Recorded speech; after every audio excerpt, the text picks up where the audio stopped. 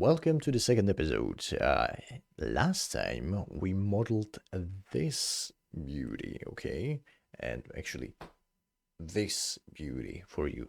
And today we are gonna handle the material part, okay? I think this will be a quick episode because we have about 4, maybe 5 materials that we will be handling today. And that's it for the for the shading. That's it for the shading. Then we will be handling lights, and I think we will be able to squeeze it in for today's episode.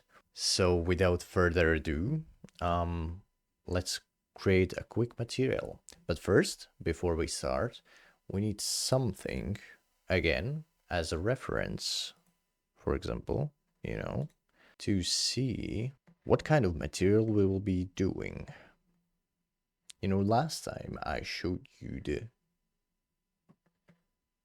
the way of PureRef. We will handle this through our references. This is one of my old files that I had created for a purpose of tutorial, but I abandoned it.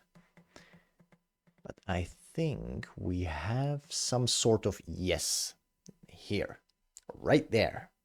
That's the material that I'm going to be replicating, or it's going to be much more simpler because we're going to use some PBR materials or PBR maps built in Blender.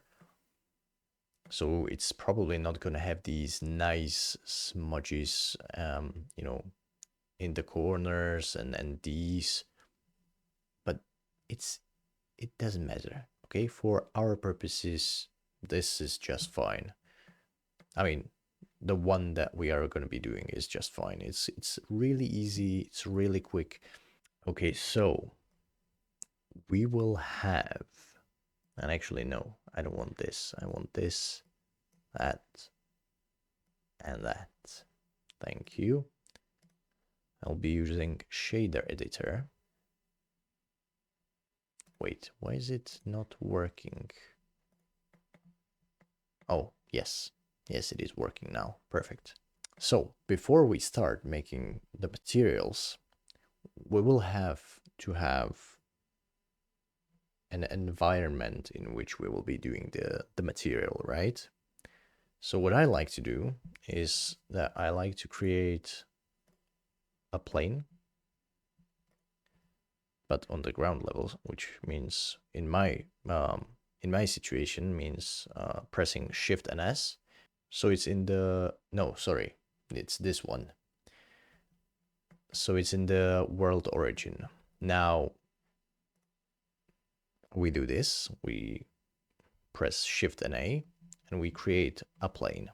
We're gonna scale this in edit mode by about, I don't know how many times, just like so, okay? And then we are gonna go into the world in shader editor, or I mean, yes, in editor, shader editor. And we are gonna, as you can see, I set up my file with a small studio, which means that if I press rendered view, I have this small studio around my lamp. Yeah, you can go ahead and put in Polyhaven and download one of these for free, basically, okay? Or if you are like me, you can use Blender Kit.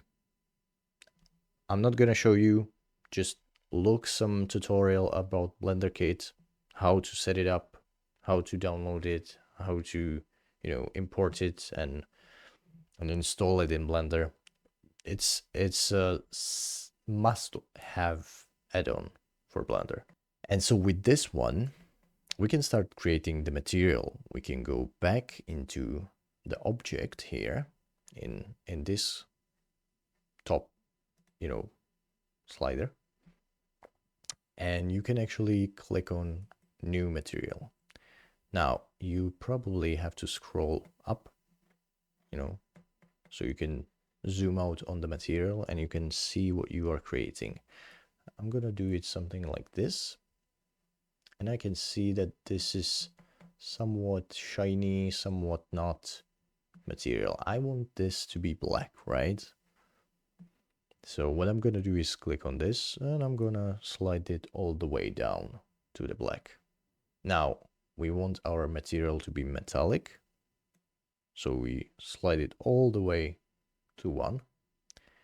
And we will leave other stuff for now because we are going to be using some noise textures and some coordinates for, influencing our roughness map.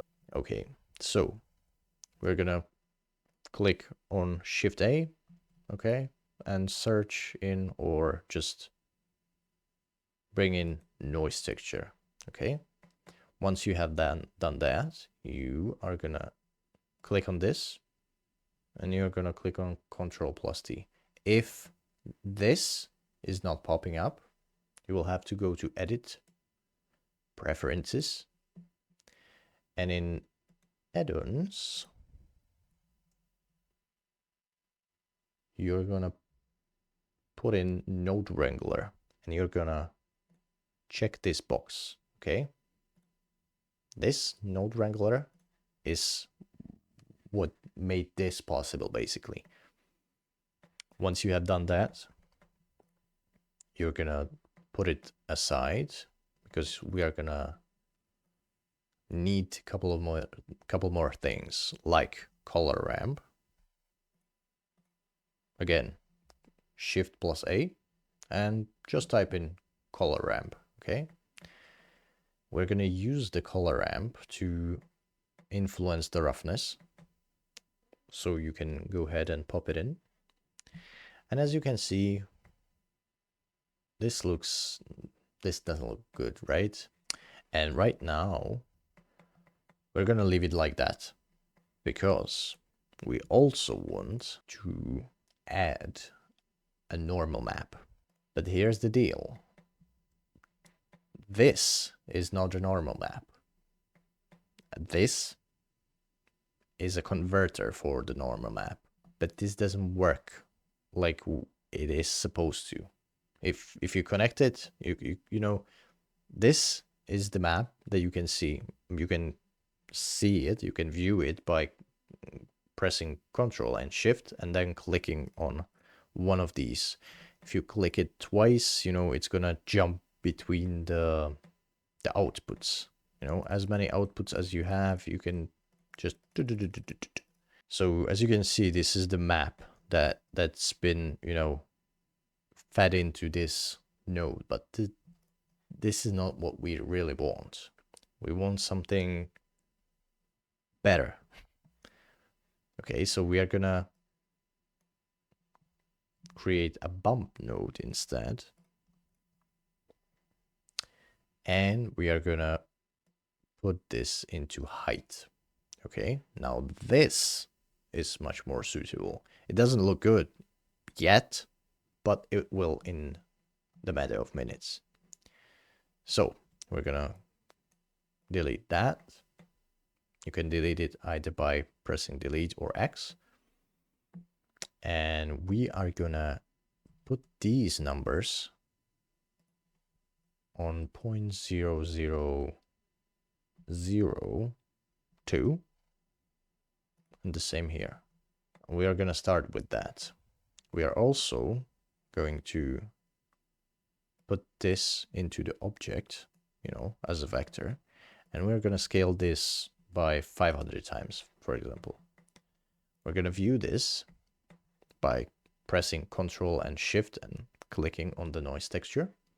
And as you can see, the noise is much smaller than it was. When it was 5, it was big. But as you scale it, it becomes much finer, So we have the noise at around 500 here. We have it plugged into the object coordinates, because if we left it at generated,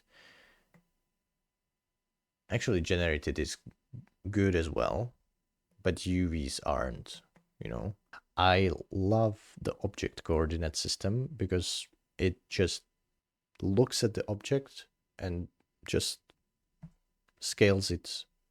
I don't know what it does actually, but I like to use the object coordinate system. Now, if we put this at 1, you can see that the noise texture is really, really bumpy, okay? And we don't want that. We really want something more subtle, so we can fine-tune it to something more suitable. We can put this at around 0.3 or something like that. I think 0.3 looks okay. Now, if you don't want the noise to be such a mess, you can always scale this down, you know, and have this be more wavy. I don't know.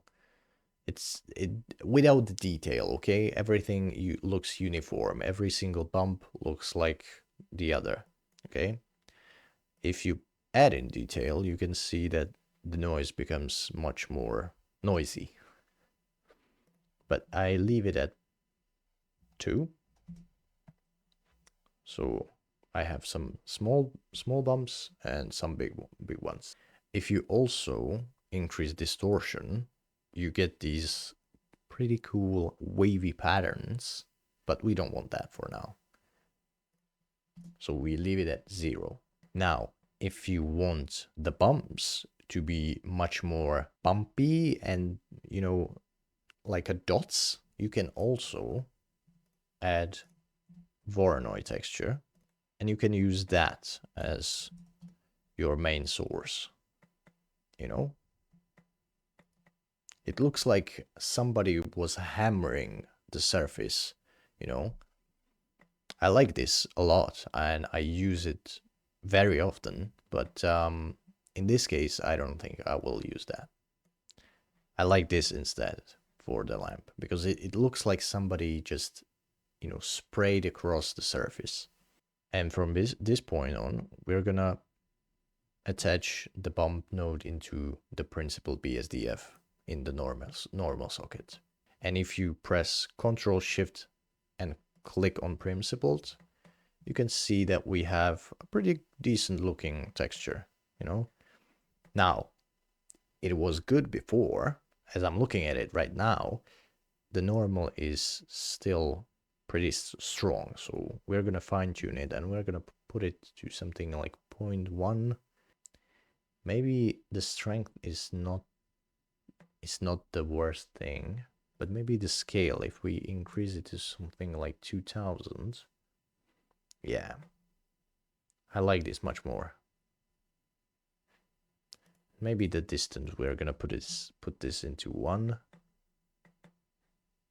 and scale this a little bit more. Yeah, I like this. Okay, I think I'm done with this one. We're probably gonna make all of these the same material. So you can go ahead and with Shift and left clicking, you can select all of them. Then you can Shift select this one, the last. You need to have this one active, so you can press Ctrl and L to link materials together, okay?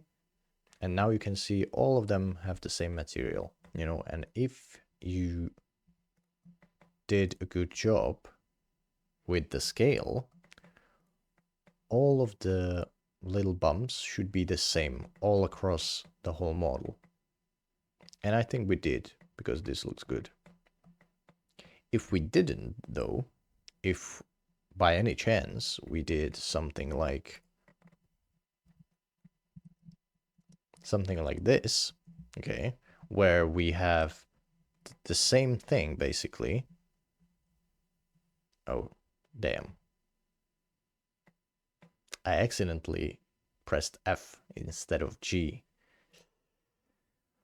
which is of course gonna crash my computer. Perfect. Okay, we are back. We have the thing. What was I doing? Oh yeah, I was trying to explain to you why it's not a good thing to have non-uniform scale, you know? If you had something, you know, as you can see, this and this is the same scale, right? No, it's not.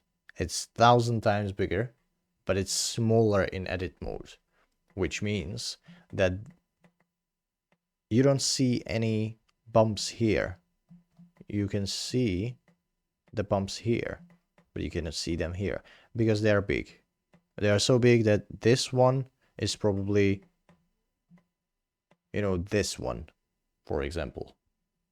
Okay, so you gotta have a uniform scale. If I do this now, I bring it into the uniform scale, you can see the bumps. Boom. So, rule number one, use uniform scale, which means 1. Okay, now you will think, okay, why did we add this to the roughness if we didn't do anything with it?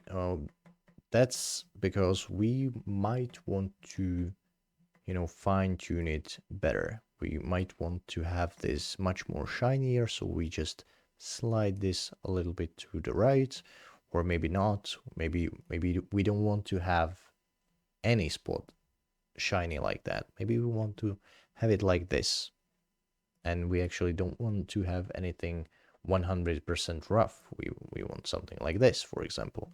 Okay, so we increase the values and we slide them a little bit, but we might do that later. Okay, for now we are gonna leave it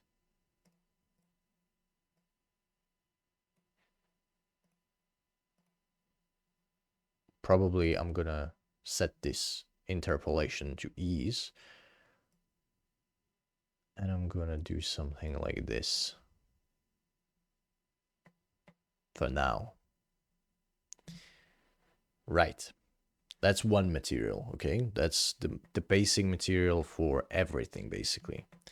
Now we want to add another material, which is going to be pure white or grayish maybe, to this underdome. Okay, now this is just one object. How are we gonna add another material to this? Well, we gonna have to apply this modifier so we have the faces there. Okay, and you can apply it by clicking Ctrl+A with your mouse hovering above this, or you can click this little arrow and click apply. Now that you have the solidify modifier applied, you have both faces, you know. We can actually hide this, and we will click on the 2 on the numpad. Oh no, I don't have my screencast keys on. We're gonna click on 2 on the numpad, and we are gonna select this with Alt, so we select the whole loop. If something like this happens, don't worry, you just have to click on one of these. I think it would be best if we clicked on the inner one. Okay, now right click and click on mark seam. Now if we, yes, we have to do this on this rim as well.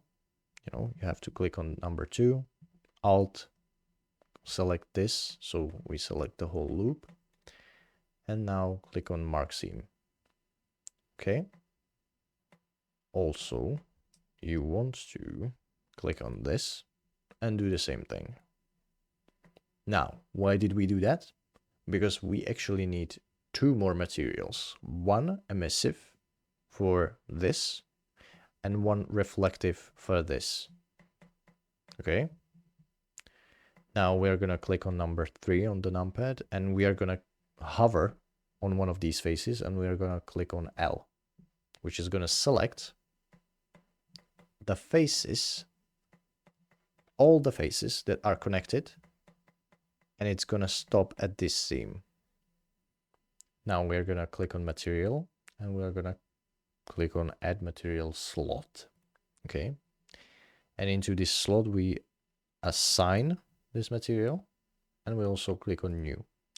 Now, why did we have to click on assign and new material? Well, that's because this whole thing, that whole thing had the one material, and that's the first one. Okay.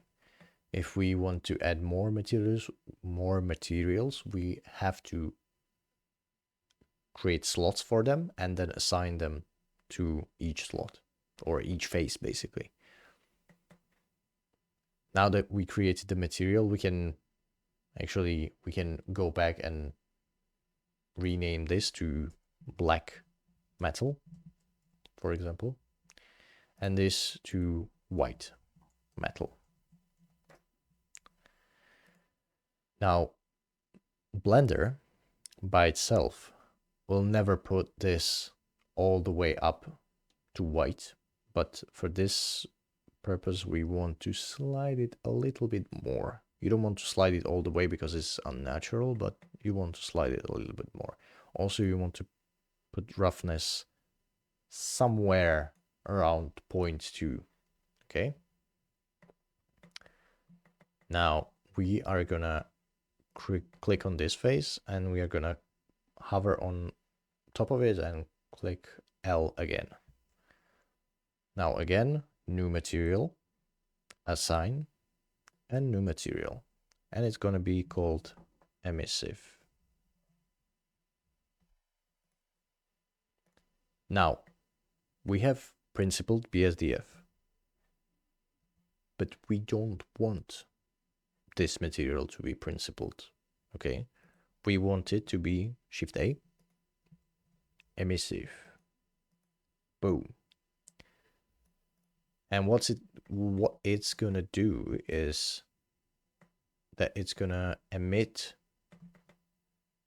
you cannot see because it's not strong enough, but if we put in 150, it's gonna emit a light, okay? Which is what we want. Now, we don't want this to be a harsh, all white light. We want this to be something more into the yellowish side. And that is where black body comes in, okay? You're gonna drag this out, or you're gonna click on Shift A and you're gonna type in black body, okay? You're gonna connect this into the color. And now black body of 1500 is pretty darn low, okay? It's really reddish color. If we put in 1 again on the strength, you can see this like orangey, yeah, reddish. We don't want that. So we're gonna put in 4700. Okay, and it's gonna create a nice, a little bit yellowish white light. The one that you would use for reading or, you know, doing some everyday work.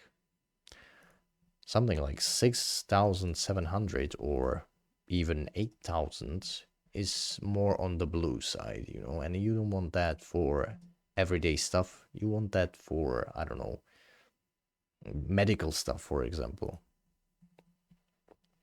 Now, we can click on this little thing again, and it's gonna make the whole thing smooth again. Now, you might not like that there is, you know, this black rim. And what would you do with it? Well, either nothing, or you can create another loop cut here. Sorry, not there, but here.